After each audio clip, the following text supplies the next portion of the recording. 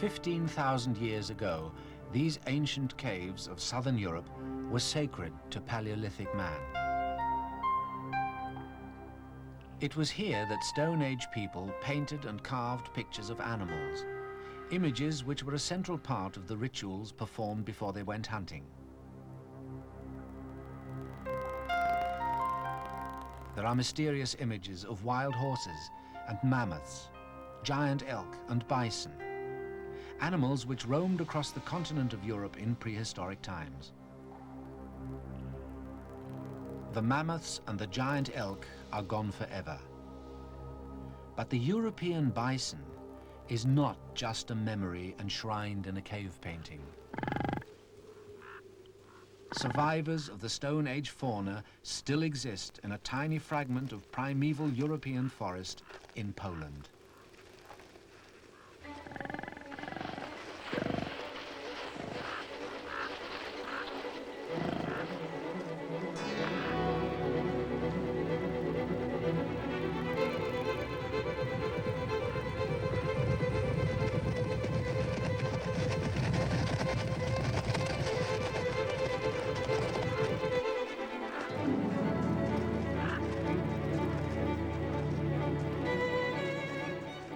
Descendants of the wild horses of Europe roam this ancient woodland. Through the ages, fate has repeatedly intervened to save the Polish forest. In this century alone, it has suffered the violent effects of both world wars and yet survived. Many historical figures have fought to possess it only to lose it to greater powers. Medieval kings of the Yagyol dynasty, the imperial Tsars of Russia, the German Kaiser and his army, and the sinister Hermann Goering of Nazi Germany. The story of the primeval bison forest is one of conflict, destruction, and regeneration.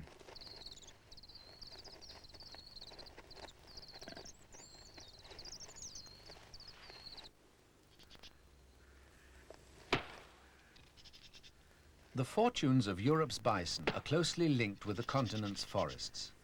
First, a look at the fate of the bison's habitat. The primeval forest grew up after the last ice age in Europe around 12,000 years ago. The destruction of the wildwood began in earnest 5,000 years ago.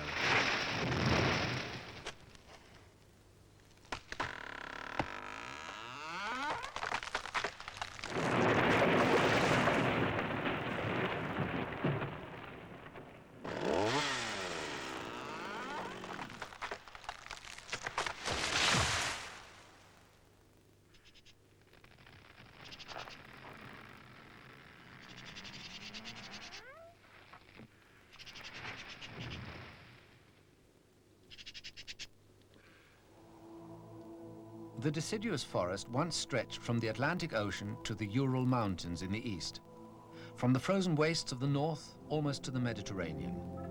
The trees were burnt and cleared to graze livestock and to grow crops, and felled to provide firewood and timber.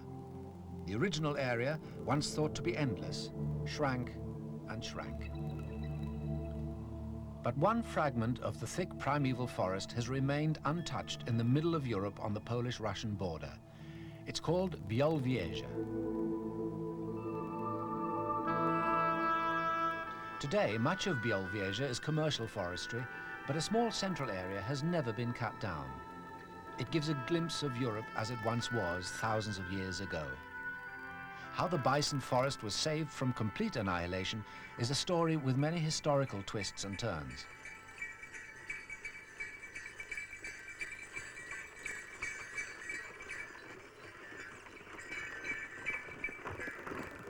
Visitors to the Białowieża National Park in Poland travel as they have always done, by horse or on foot.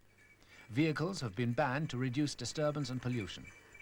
The total area of the forested zone is around 200 square miles, but the ancient untouched forest, or puszcza, is just 3 miles by 5.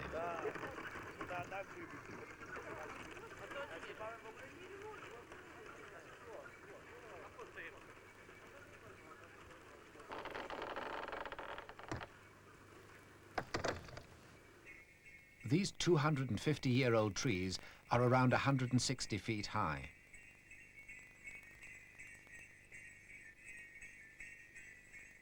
To understand a man, you must know his past. To understand the trees, you must know their past too.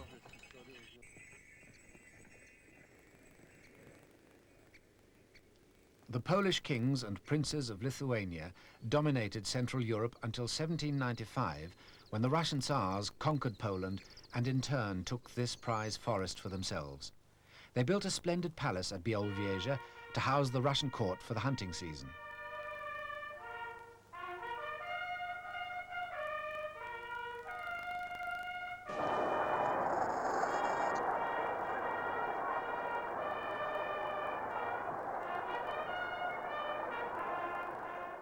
The Tsars even built a railway line to the forest from Moscow.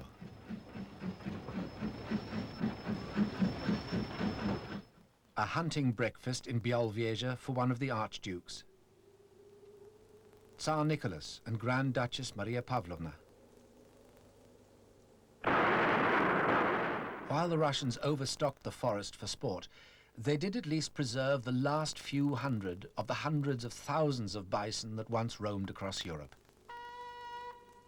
Despite the carnage, this living museum of primeval times survived into the 20th century. The discordant hunting calls have passed through the generations of forest guards to the present.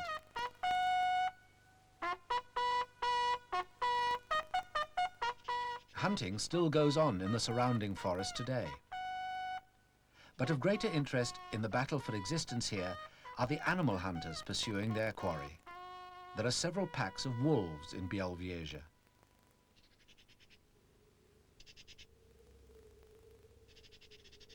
Their prey in winter is wild boar. Like the bison, wolves symbolize the survival of prehistoric Europe here.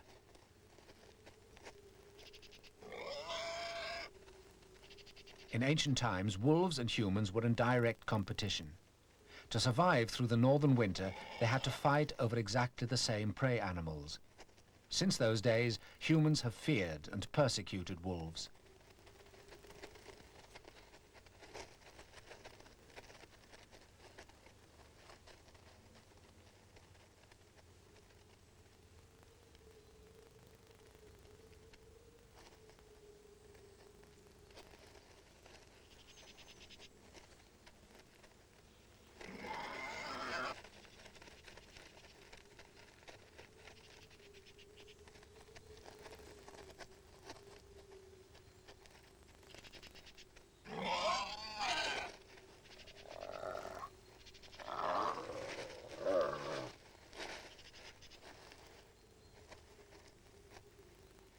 Wolves are now extinct in 11 European countries where they once roamed, and there's little chance of re-establishing them.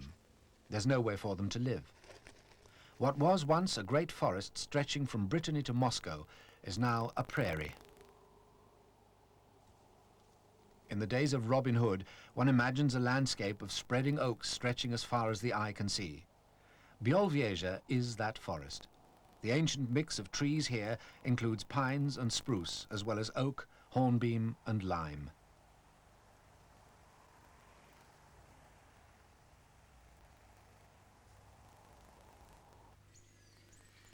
There's no better time to experience the atmosphere of the forest than in late spring. The pines grow tall and straight to ensure a place in the 100-foot-high canopy. It seems more like a rainforest than a European woodland.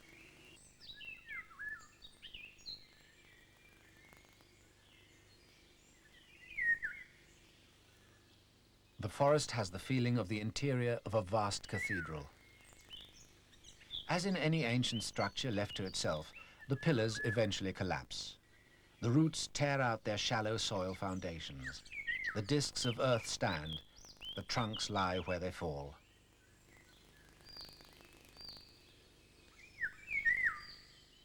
But the fall of the trees creates room for a new generation. In the opening in the forest, light reaches the ground, and so the tree seeds have a chance to grow. But the odds are stacked very heavily against their ever reaching the canopy.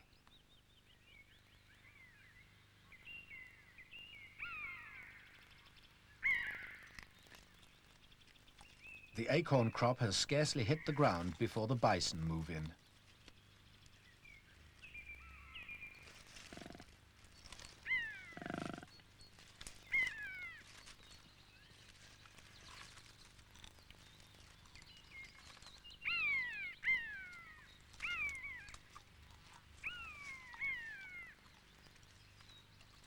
In other parts of the forest, wild boars eat the acorns before they have a chance to grow.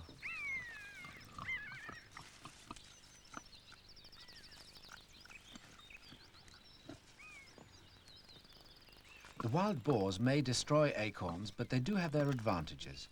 They plough up the forest floor as they look for food. Once the acorns are buried, they have a better chance of getting their roots down.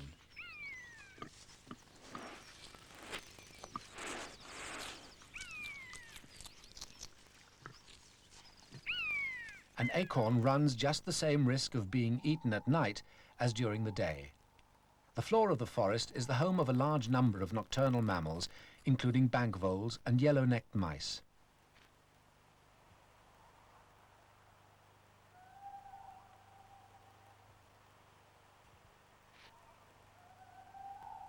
With the constant attack from the mice, the bison and the boar, perhaps only 1 in 1,000 acorns even starts the race for a place in the roof of the forest.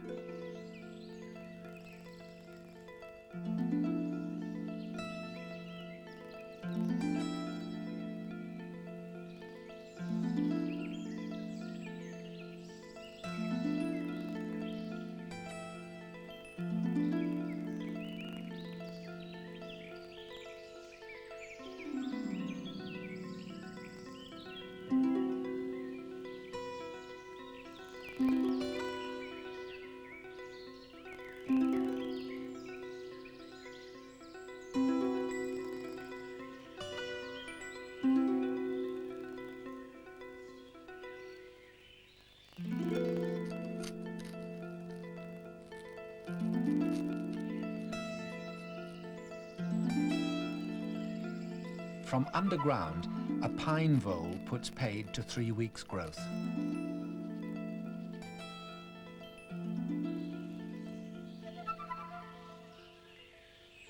The pine vole has a family to feed. The struggle for existence is brutally competitive on the forest floor, but the dynamics of competition do make for a profusion of life. There are probably more species here than in any other single habitat in Europe.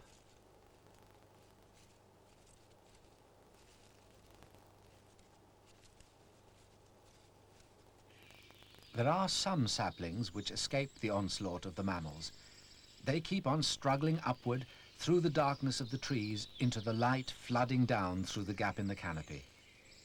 Once the sapling is several feet high and out of reach of the mammals, it will begin to grow substantial roots and a woody stem and develop toxins to deter further attack.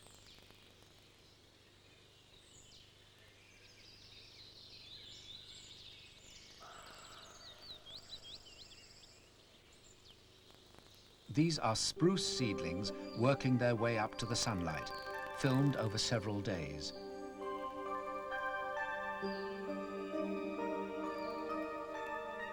The spruce's seed case is lifted up on the stem before the spiky needles, the first of millions, open up and cast it off.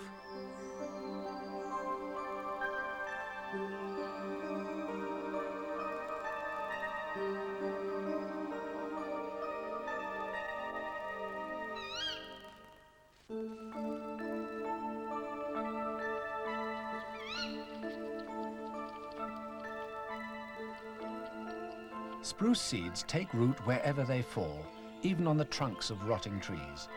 With luck, the roots will grow down into the soil. In Bielwiesia, the spruce is one of the most successful species, outstripping the oak, the birch and the maple.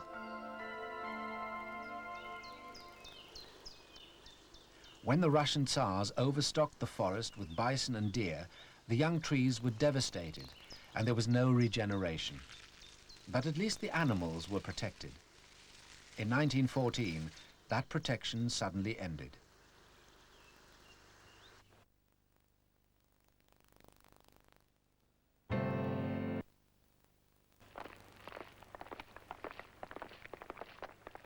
Tsar Nicholas II prepared to fight off the German invasion from the west. It was to no avail. The Russians were driven out of Poland, and in 1915, German troops occupied the forest with disastrous consequences. Of 700 bison, every single one was shot for its meat, along with 2,000 wild boar, 700 elk, and thousands of deer. Later, 5 million cubic feet of timber were taken out. It might have been the end for the European bison. This was the last place they existed in the wild. But fortunately, several individuals had been sent out to zoological gardens by the Russian Tsars.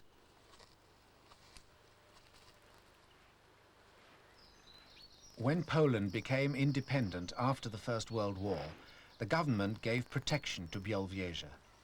In 1929, 3 bison were brought here from Sweden and put together with 3 from Polish zoos in an enclosure in the forest.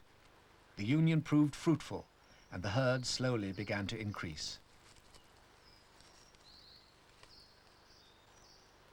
It was during this period that Polish scientists began to study the bison they had saved. The European bison is marginally smaller than its American counterpart, but has rather longer horns. The bulls are formidable and weigh up to a ton, making them the heaviest land animals in their respective continents. They are members of the cattle family, but no one has ever managed to tame them. Even the Moscow State Circus failed.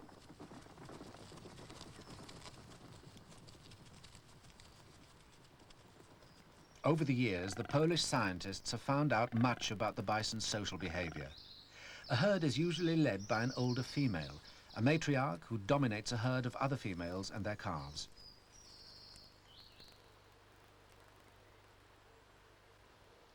The bulls usually live on their own, roaming different parts of the forest until the rutting season. They horn the trees aggressively. They also roll energetically on the forest floor.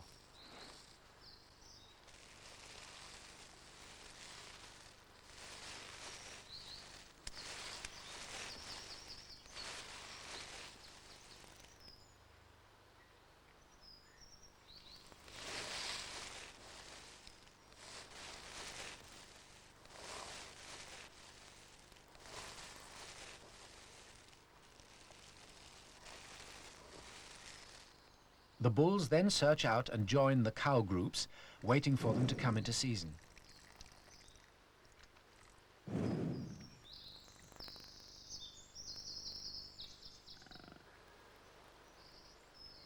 In the 1930s, the number of bison in Białowieża had crept up to a total of 13.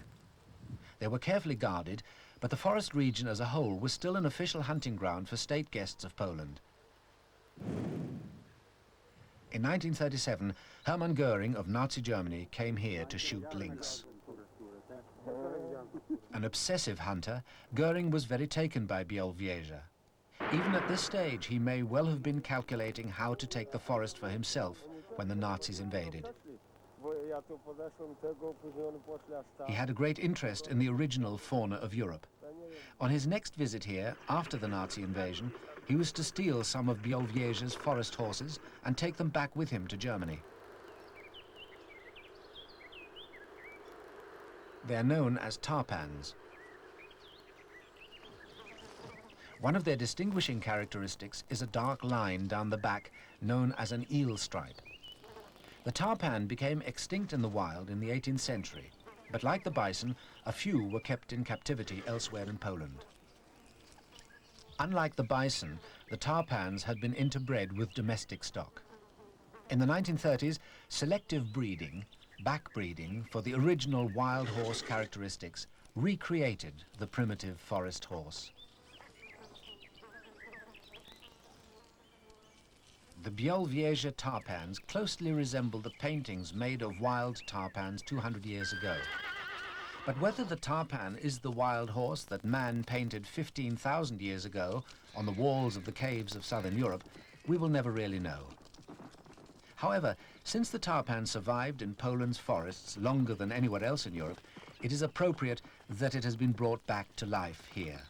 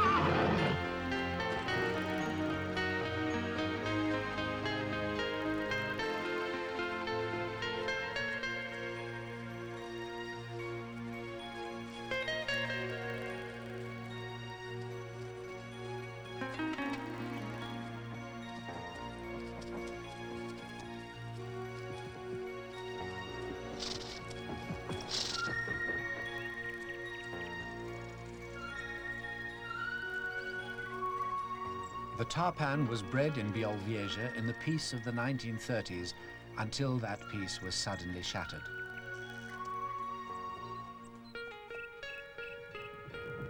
The Polish cavalry prepared to resist the Nazi invasion of September 1939.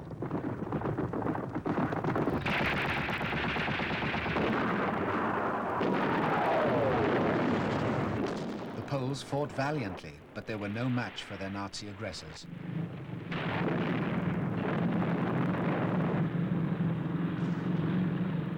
Białowieża was the scene of brutal fighting before it was overrun.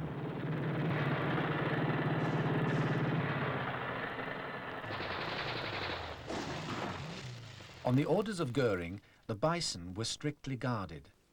Goering had a monstrous plan to depopulate the whole of northeast Poland and turn it into a wilderness for hunting.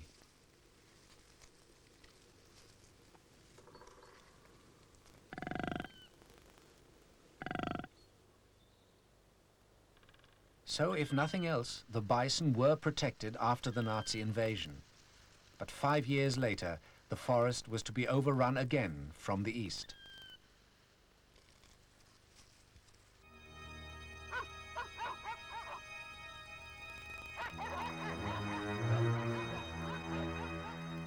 For the villages of the Białowieża forest in Poland, World War II brought terrible atrocities. During the Nazi occupation, the Polish resistance operated in the forest. The Nazis eliminated anyone suspected of helping them. 900 villagers were shot.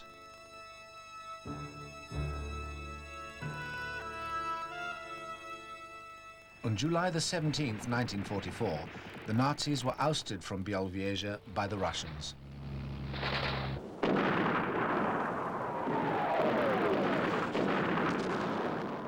But the question of its ownership was disputed. Should the forest belong to the Soviet Union or to Poland? When Stalin met the Polish leaders to discuss the border, he wanted to include the forest in Russia. It is said that a bottle of Polish vodka persuaded him to move the line so that the special primeval forest section was just inside Poland. The Russians retained 2/3 of the total wooded area, but not the ancient wildwood. The Narewka River flows from Russia across the border into Poland.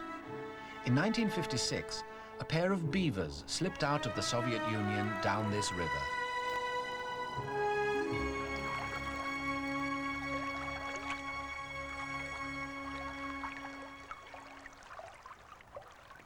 The clue to their presence in Polish Białowieża is these leafless birch trees. They're dying because their roots are flooded.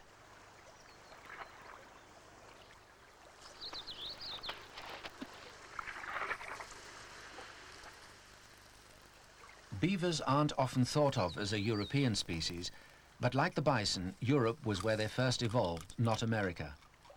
They died out in Białowieża in the time of the Russian Tsars. However, in the peace since the last war, the new colonists have done well. During the late spring and summer, the beavers build dams across the streams, flooding up to a square mile. They kill many trees by drowning the roots. But there are benefits to man, for the dams help to regulate floods and erosion and to maintain the water table, and that's quite apart from the beaver's own peculiar charm.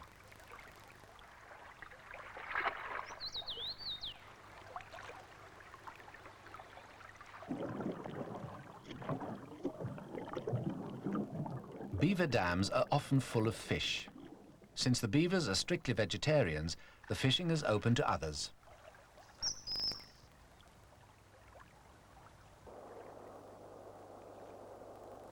A small pike attracts the kingfisher's mate.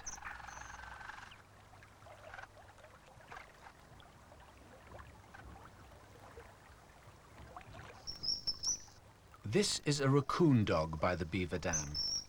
Raccoon dogs are secretive carnivores and feed on frogs, fish and birds' eggs. They came from Siberia originally, but were introduced into European Russia as fur animals, subsequently crossing the border like the beavers. The dam surrounds the beavers' island lodge. Inside, the family members are secure and can dry off after swimming.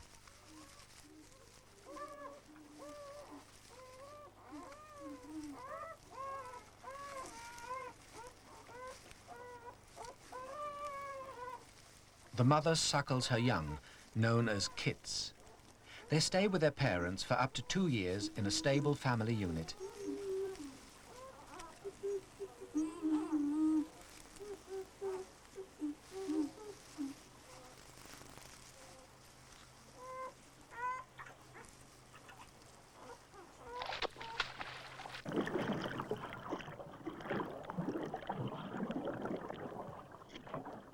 The beavers provide food for many animals. The dam creates a swampland of willow and reeds, attracting deer.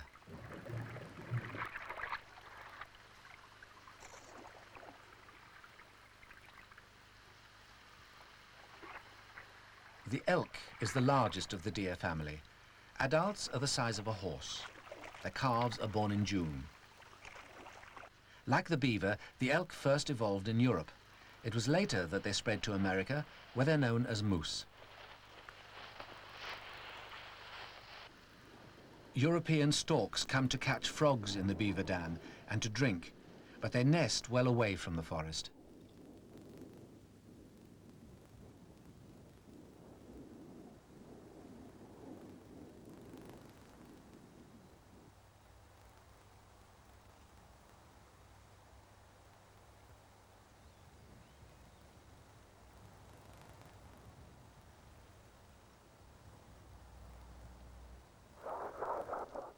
The storks nest on buildings like the Białowieża Park headquarters.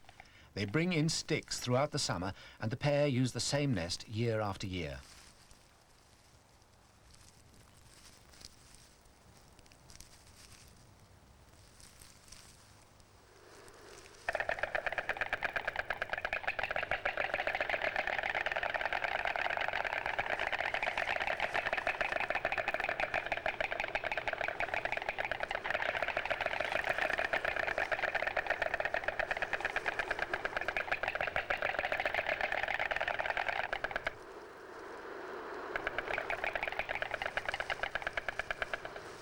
There's a stork's nest on top of one of the palace buildings of the Russian Tsars.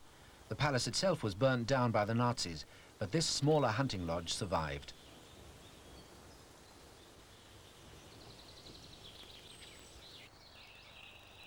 In summer, the storks feed in open clearings and sometimes in the broader glades of the forest. It's often a beaver dam that creates an open space like this. Having felled the trees, the beavers move on. The forest might then encroach again, but the browsers like elk, red deer and bison come in and keep the land open. Wild boars like these clearings too. There is more food to be found here than in the depths of the forest at this time of year.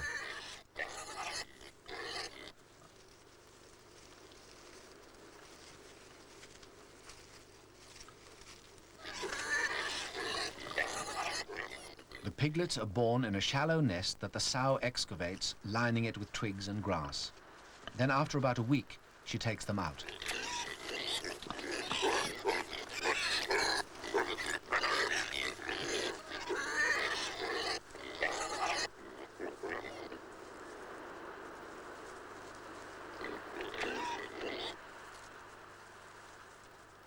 Wild boars will eat anything from truffles to rotting meat. In this case, there's something in the ground below the log, perhaps a nest of bank voles or insects.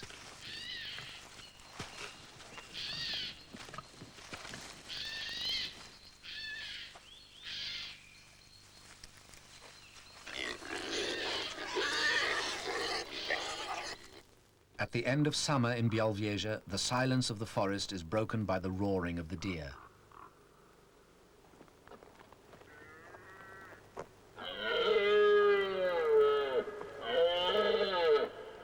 In Britain, the red deer is mainly a highland species of the open heather, but this is not a matter of choice. They're really forest animals. Forest stags grow to a massive 450 pounds or more, or twice the size of a British stag, and they have the most exceptional antlers.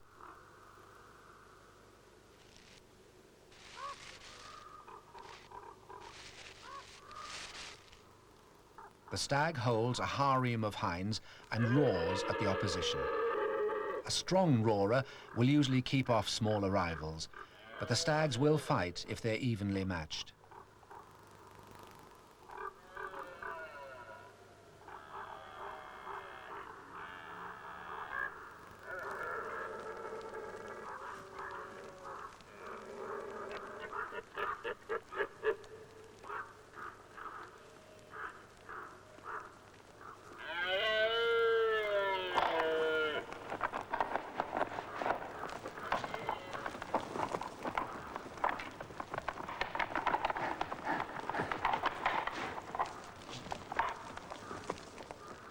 This stag has broken an antler while battling for supremacy.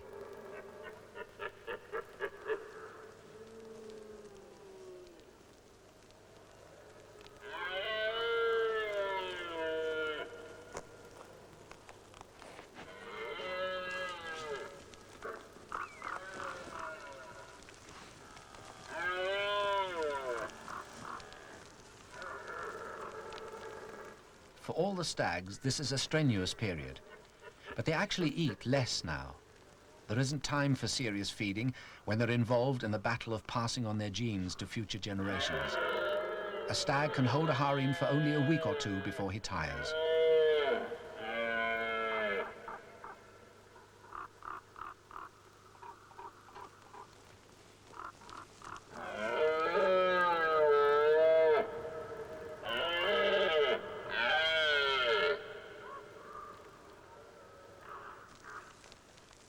The hinds take little notice of the roaring.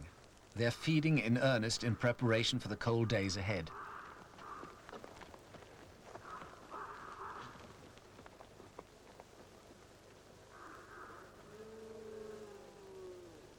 Autumn arrives suddenly in this area of Poland, out on the exposed plain of Central Europe.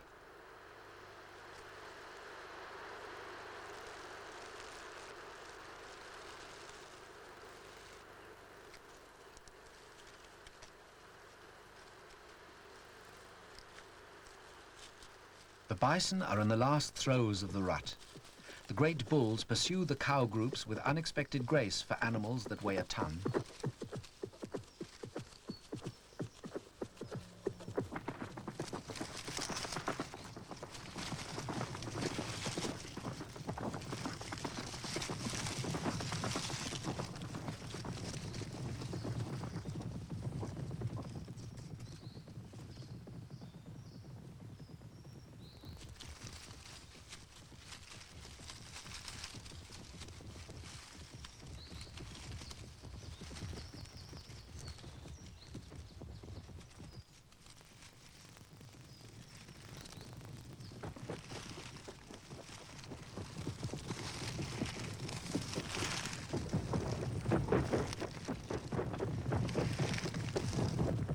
The forest mellows.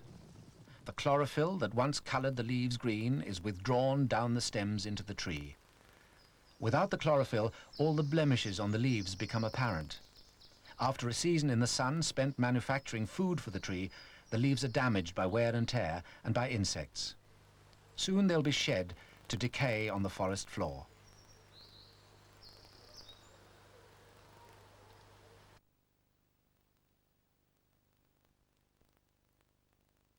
October is a month of decay. Honey fungus attacks the weak and rotting trees. Through this fungal action, the nutrients that are locked up in the trunks will gradually be released back into the forest. Not all the tree's energy is quite as inaccessible as the wood fibers. The fruits are directly available.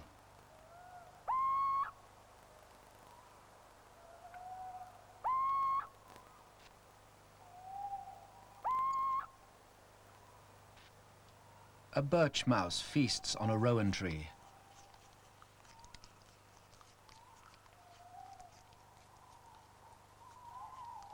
As a strictly nocturnal animal, the northern birch mouse is rarely seen in Białowieża. One of its many attractive attributes is a strong prehensile tail, which it uses as a fifth limb to steady itself up in the canopy.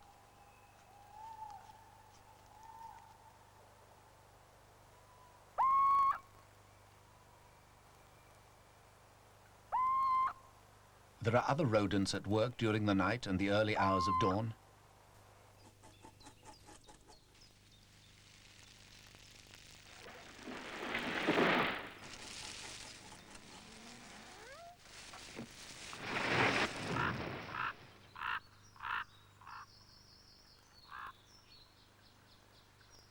When beavers get to work in autumn, they account for many trees. This is acceptable in the Białowieża National Park, but it is not compatible with commercial forestry. That's one of the reasons beavers have been hounded out of most of Europe.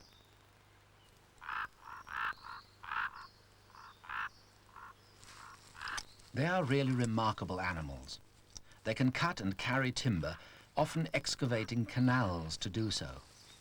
They can build dams and reinforce them with mud and stones. They can make lodges and accumulate food stores, and it is all for one purpose, to make a safe family home for the winter. During the winter freeze, the beaver diet consists entirely of the bark of trees which the pair have felled and stored underwater in the mud. From the lodge, they will dive below the ice to get at these supplies. Even though they have good fat reserves, beavers don't hibernate.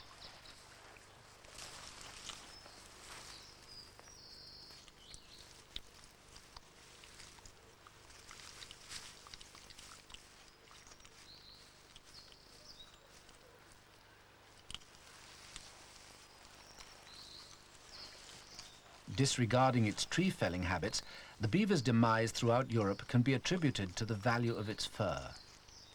The raccoon dog is a fur animal too, but it has been much more successful. It's not so easy to trap, and since its introduction into European Russia, it has invaded Poland, Germany and Switzerland.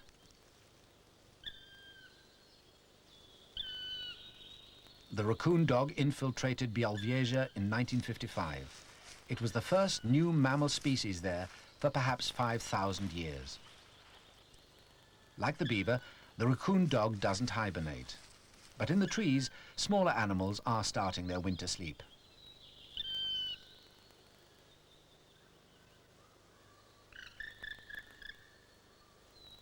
Inside the broken birch tree, a birch mouse dozes fitfully.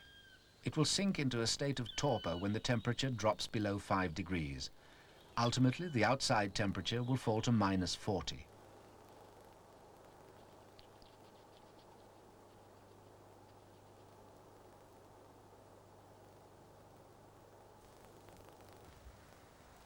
The first snows come in early November.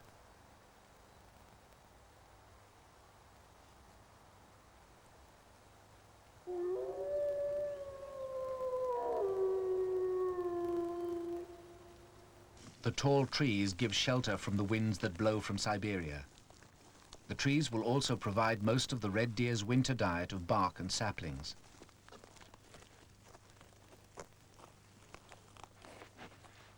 Winter is the traditional time for hunting, and in the areas of commercial forestry there is licensed shooting of deer and wild boar. In 1985, it was decided to hunt the wolf again after protecting it for 14 years.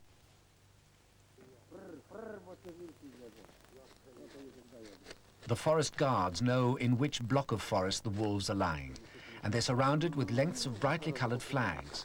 Up to 3 miles are used altogether.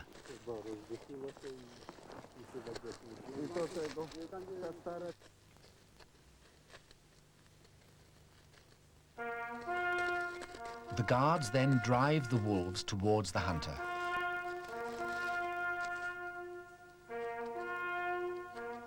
The hunter is from Switzerland. He is paid a few $1,000s for the privilege of shooting a wolf. Western currency is much sought after in Poland, and this was the official justification for the hunt. The wolf sees the flags as an impenetrable barrier and will not cross the line. It's hemmed in by the flags and the forest guards.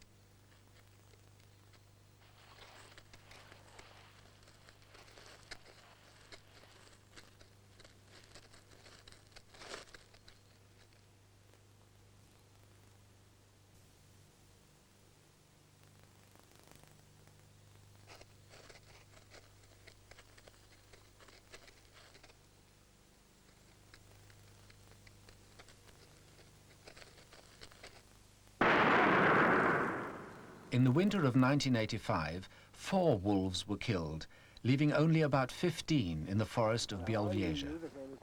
Even if it does bring in foreign currency, a 20% cull of the population is impossible to justify, particularly in an area which has such a reputation for saving animals from extinction. It has, after all, taken 50 years and complete protection to re-establish a viable herd of free-living bison. There are now around 250 bison in Białowieża. Like the deer, their strategy for survival in winter is to eat bark and saplings. But the primeval forest is too small and the surrounding forestry too valuable to sustain damage winter after winter. So the bison's diet is supplemented with hay, 400 tons of it a year. The idea is to restrict the amount of tree damage by attracting the bison to several small areas of the forest. However, the bison's taste for hay sometimes leads them out of the forest into the villages.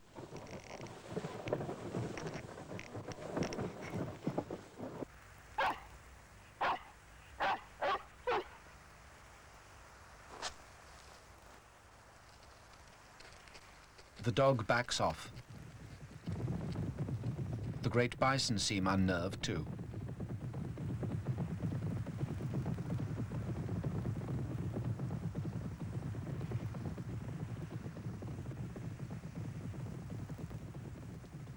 When a group of bison persistently steals hay from the village, the bison guards have to trap them.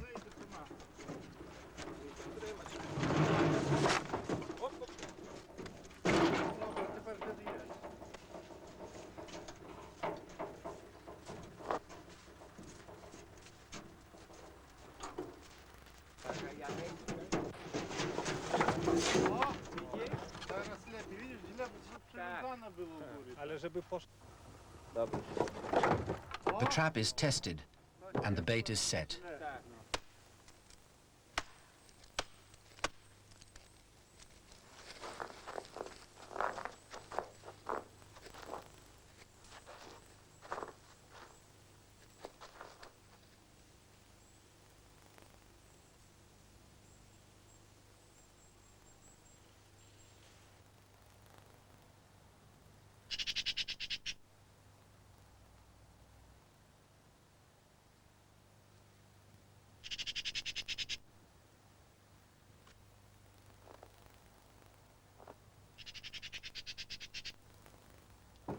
One bison is caught. The rest will probably be more difficult.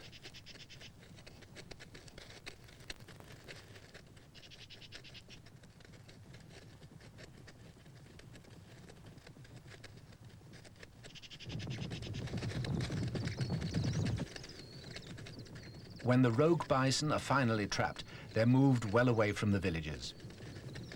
Today, the herds have bred so successfully that the scientists at Białowieża are also trapping to establish several more herds in Poland. This party is destined for the Borecka forest further north.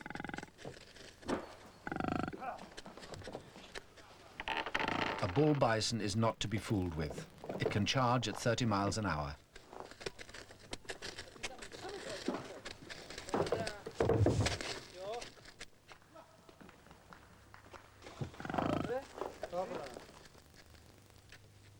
That's an 8-foot fence, and bison have been known to jump it.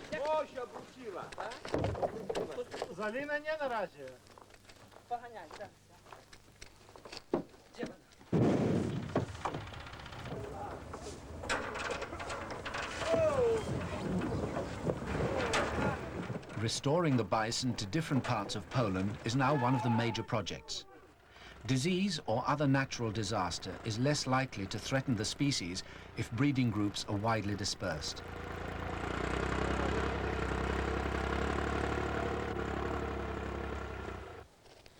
No such threat faces the tarpans, for there are already several herds in the country. The tarpans do not seem to feel the cold, even though it's 20 degrees below. Their thick coats are very pale. It may be a winter camouflage evolved by their ancestors long ago against the predators of Ice Age Europe, predators that included Stone Age man.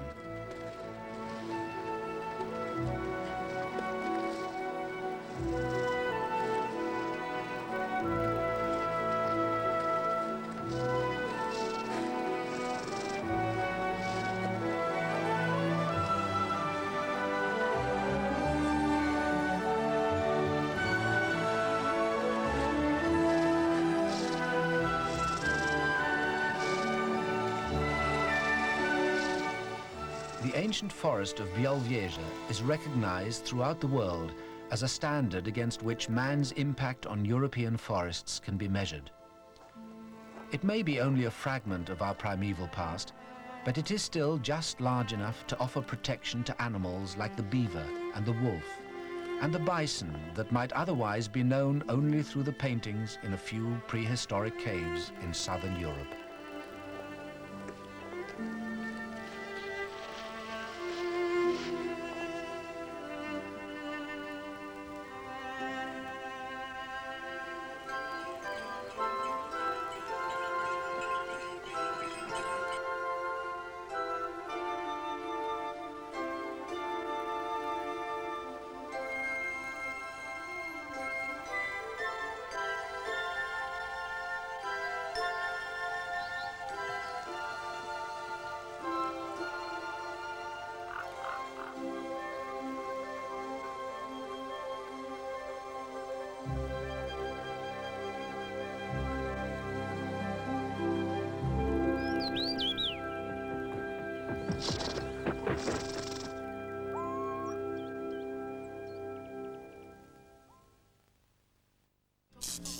You know, that's the